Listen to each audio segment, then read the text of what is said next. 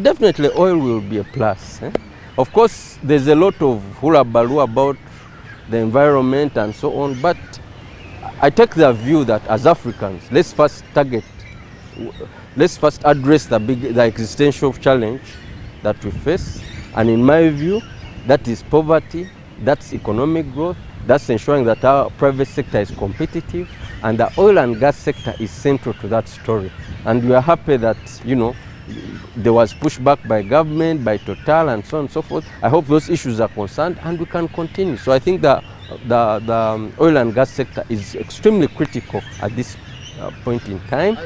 And I think the emphasis, government, in order to ensure that the benefits trickle down, we need to be strict on issues of local content.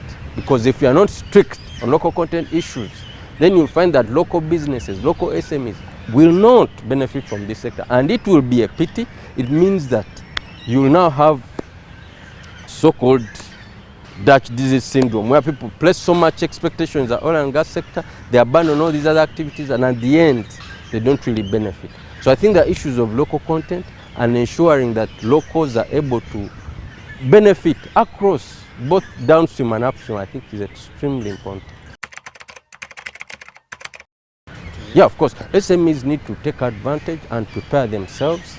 There have been different initiatives to support the SMEs to become ready, ready both internally and without, in order to take advantage of these opportunities. I know that the ADB and the Petroleum Authority are implementing a project to support about, I'm not sure, maybe 200 SMEs, I'm not sure of the number, along the pipeline, and other initiatives that seek to build the supplier capacities by individual players, by subcontractors. I think this ought to continue, but I think what we need to avoid is operating in silos.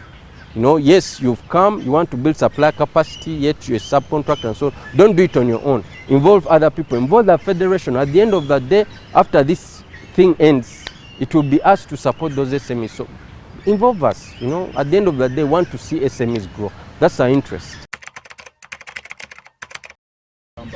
It does not seem so. I think what you see in the Ukraine crisis is all these parties really doubling down, and you see the EU, the G7 countries and so on, placing an oil cap on Russian oil, and Russia says we are not going to sell to you.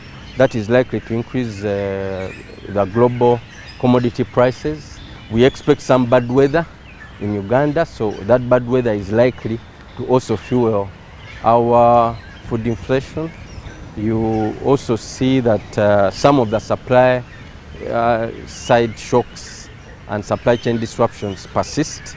If you look at the world factory, China is still in some instances struggling with high COVID-19 cases. So these are all issues that are likely to persist in 2023. So yes, we'll see a moderation, we'll see an improvement, but we're not going to see a miracle in 2023. And all business people and policymakers need to keep this in mind, that yes, the situation will improve, but slowly, gradually, hoping that everything stays constant.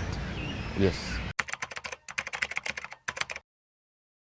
So I think what government ought to do is to do more and talk less, because some of these things have been said over and over again with no movement. If you look at the standard gauge railway, in Kenya they have done, Tanzania they are done, here we are still talking. So I think if we do 1 kilometer of standard gauge railway, it's okay. Let's say we did that.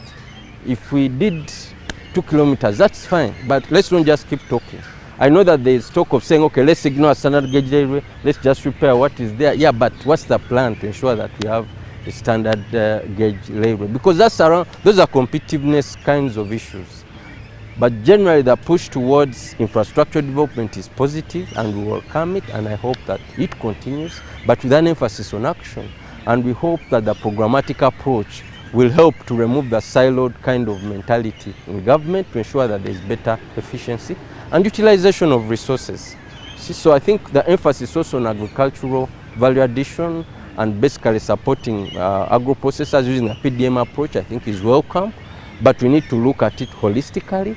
We shouldn't get trapped in focusing on production and ignore all the other value chain actors, because at the end of the day, these things have to get to market. So we need to look at clustering, we need to look at consolidation, we need to look at identifying those value chains and commodities where we are competitive. We have identified 10, okay? So can we have a progress report every year on the 10 commodities? Where are we? You know, where are we? So that we can judge ourselves. If we have failed, it's okay. But it's very important that we know where we are. Okay, so what we told our SMEs after the pandemic is that you must build a resilient business. This is extremely important because shocks will come. Today it will be COVID, tomorrow it will be the war in Ukraine, the other day it will be something, a war in DRC or something. As a business person, how prepared are you to make sure that you face these shocks and remain standing? And that's why you have to look at issues of profitability. Don't just work. Assess, are you profitable?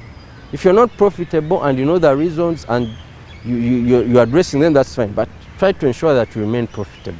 That would inevitably mean if you have less revenue, cut down your costs. That's how you maintain profitability. You can't keep your costs of the pre-COVID-19 era when your revenues are dwindling. So the issue of profitability is important. The issue of processes, people this issue of poor corporate governance practices within businesses ought to end. We need to be more trusting. That's the way we are going to attract people to support us, investors and things of the sort. And then the issue of partnerships. Do not work alone. We have a one-man syndrome in this country. Everyone wants to work on their own. We don't trust each other.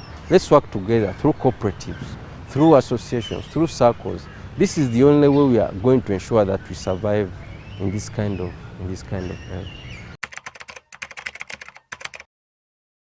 On behalf of the Federation of SMEs and my behalf, I would like to wish SMEs, I want to wish government officials, I want to wish every Ugandan a happy new year. 2023 is going to be a great year. Yes, those challenges will persist, maybe slowly than we would have wanted, but it's going to be a great year, and I want to urge you to enter the year with optimism and a good feeling.